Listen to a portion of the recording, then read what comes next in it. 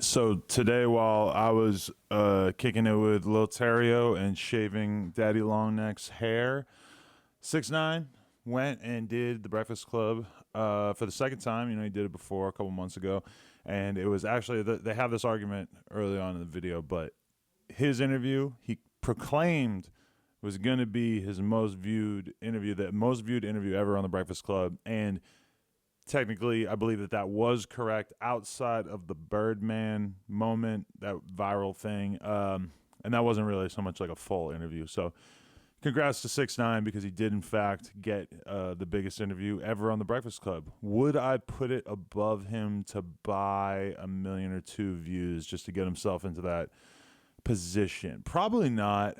I think that, like, a lot of the savvy rappers in the game at this point are smart enough to know how to buy some views. But hey, I mean, it might be real. It's probably real. But, you know, so respect to him for that. It was a pretty crazy interview. Anybody who's been watching 6ix9ine on social media knows that he's clearly been going through some internal changes in terms of, like, the actual business that he's running. It's pretty crazy to think that him getting attacked at LAX with his friends when he was just rolling around in LA with like 5 guys, that was not that long ago. That was like, what, 6-7 months ago or something like that. And I mean, even, you know, I saw the Tory Lanez interview the other day when I was getting ready for his interview, which I did, which you should go check out. And also you should go to nojumper.com and get some shit. But when I was watching that Tory Lanez interview, like, that was one thing he was saying. He's like, man, like 6ix9ine was just with like 2 dudes. Like, he was rolling around so like barely anybody with him and stuff. And he really was on that shit up until fairly recently. Now, of course, it's like a meme that whenever you see 6ix9ine, he's like rolling around with this gigantic fucking force. He's got 4 monster dudes like towering above him.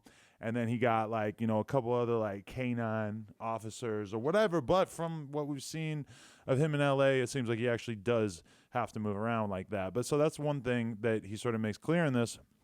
One of the most interesting things is that he really has kind of let the whole gang thing go. Like, he basically denounces Tr3yway, says he has nothing to do with it, says he's completely started over from scratch with a whole entire new team. Does this necessarily correlate to the fact that there was just an arrest? One of the guys who was in that LAX brawl that he was in, one of those guys was picked up for actually orchestrating the kidnapping attempt in which he had his jewelry stolen and in which he almost lost his life. He actually talks about that quite a bit in this too, like how he was, how when the last time he did this interview, last time he did Breakfast Club, he was talking about how, you know, nobody's going to be able to get me. And he even says in this one, like, if somebody was going to get me, they had to come and get me from the inside.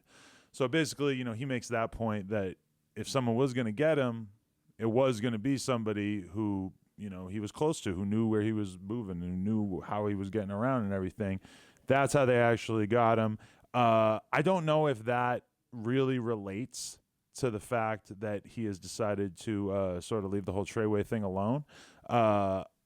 The most interesting part to me, and he doesn't go into a lot of depth about it, is to what extent he doesn't want anything to do with like Shoddy, aka Tr3yway, or you know, any of the other dudes that sort of had developed more of a personality through this whole thing, where the fans actually like give a fuck about them and everything. That's going to be really interesting. He doesn't necessarily go into crazy depth about that, but he does just keep reiterating over and over, like, the term dirty bloods. You know, he just keeps saying, like, you're a dirty blood, sort of saying that, you know, dudes basically just coming out of the woodwork to diss a lot of the kind of people that were putting their lives on the line, their necks out to protect him early on. Like, he really, at this point, just seems like he's completely disillusioned with the entire idea, the entire nature of the idea of getting a bunch of grown-ass gang members to protect you. I mean, this is a lesson that a lot of people in the rap world have to learn at some point. All right, it's different if you're like YG and you came up in this whole gang shit and that's your real culture. You're somebody who's really, really respected and all that. 6ix9ine, let's be real, is not really like that. Like, yeah, he might be from like a neighborhood in Brooklyn or whatever, but he was never like some super tied in gang dude that put in crazy work in the streets before he became a rapper. I mean, that just wasn't him. Like, there's a lot of people in the rap world who knew 6ix9ine when he was a struggle rapper, and we know that he was not. Nobody was looking at him like he was some crazy ass blood or whatever. Maybe I know some people who would say like, "Oh yeah, 6ix9ine, like he's from this." He knew these people. He used to say this before he was popping or whatever, but he wasn't on this crazy level. So, he comes into the game and decides, oh, all right, I'm gonna come out, and instead of like rolling with security and everything, I'm just gonna roll with these dudes. But then, anybody who's been in the game for a minute, and you got to give him the benefit of the doubt because he is like 21. He doesn't necessarily know how this shit's gonna play out. Those dudes that seem like they really give a fuck about you, as soon as you cut ties, which is what he did, like that guy who ended up setting him up, allegedly, that guy had been sort of cut out of the whole thing, and he was pissed off because he's like, yo, I'm putting in work, I'm doing all this shit, and that's just what happens, bro. Is like you can't trust people who are putting themselves out there to you like they're gonna be your protection in the streets. Like, especially if you're somebody like him who's on the level that he's on. I mean, yeah, at a certain point, you're just gonna have to sort of take a step back and say, all right, like, security is a way better way to go about this. And even in his position, even the security, a lot of complications come with that. But there's way, way worse complications when it comes to like just taking a bunch of random dudes out the hood. That's one thing I've learned throughout my life over and over and over is like, I'm the kind of person that doesn't necessarily come from a lot. So when I get in the position to help somebody, I always want to be able to help somebody. But then at a certain point in your life, you start to realize that people who don't have anything, a lot of times it's because they don't necessarily have the mentality to keep anything or to hold on to anything. A lot of times these end up being the kind of people, like when the people you really, really want to help out because they don't have anything, a lot of times don't know how to even receive something. Like when you give them an opportunity, a lot of times they're just the kind of people that are not going to necessarily be as thankful or whatever.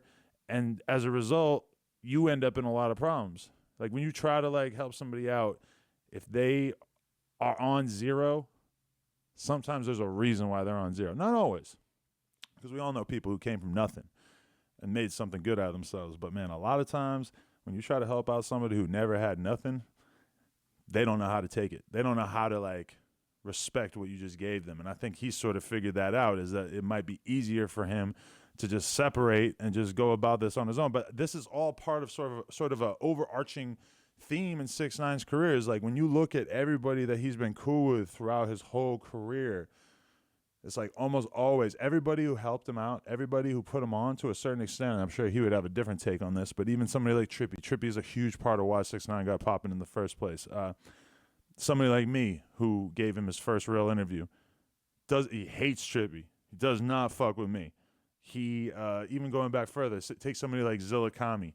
Zilla Kami was writing his raps for him. Zilla Kami was like one of the first dudes that he was fucking with. And if you listen to Zilla Kami's story on the No Jumper interview we did with him about how that relationship got fucked up, about, this whole story about 6ix9ine and the laundromat and all this bullshit, or 6ix9ine, making the video outside of the barbershop is actually what I think he said. But, if you watch that shit, it's like you sort of like get your mind into this realization that 6ix9ine has a real tendency to take the people that he fucks with at a certain point in his career, and once he gets to another point in his career, to just kind of be like, all right, like not fuck with them at all anymore.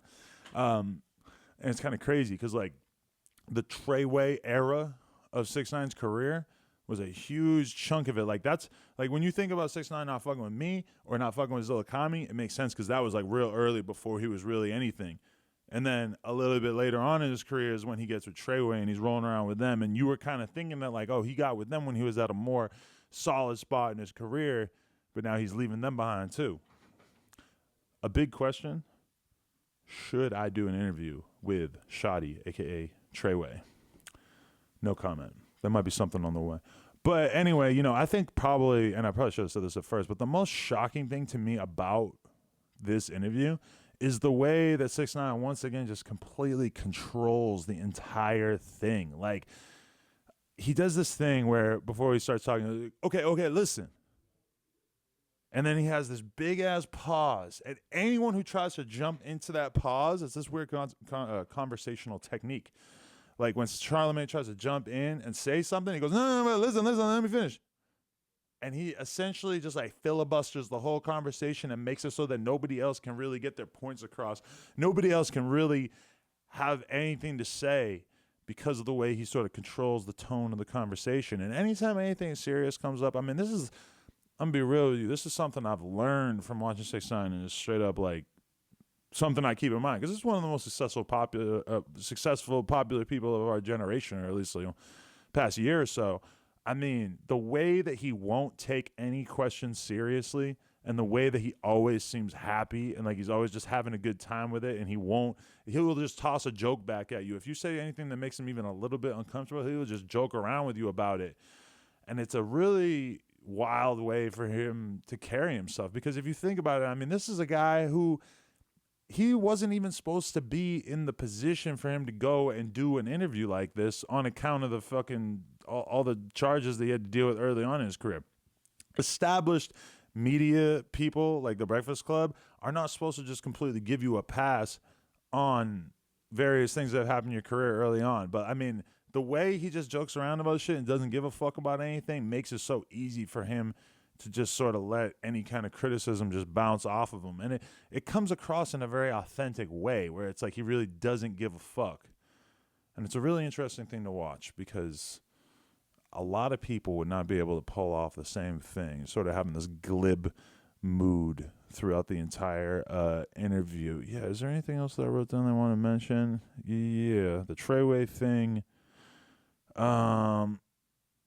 Well, I wrote down one of them. I just wrote one thing I thought was interesting was that and then I never finished that. So there was something else that I thought was interesting. Yeah, and then just a bonus update. I watched the Academics Instagram live stream that he did right after this with 6ix9ine, and it was funny because the whole time 6ix9ine sang, "Oh, like what about this rapper versus this rapper? Who's hotter, Trippie Redd or Lil Yachty? Who's hotter than Lil Baby or so and so?" And it was, very few rappers would be willing to like engage in that sort of conversation publicly. You're just really inviting like a problem or a criticism or whatever. And, this just sort of fits well with this whole vibe where it's like he's inviting the problems. He doesn't give a fuck. And also he says they would spit on Kodak Black. So that's something, man. I don't know how the fuck Kodak gonna feel about that. Anyway, if you have any thoughts about the interview or whatever, let me know. Yeah, Rope Gang, no jumper. Peace.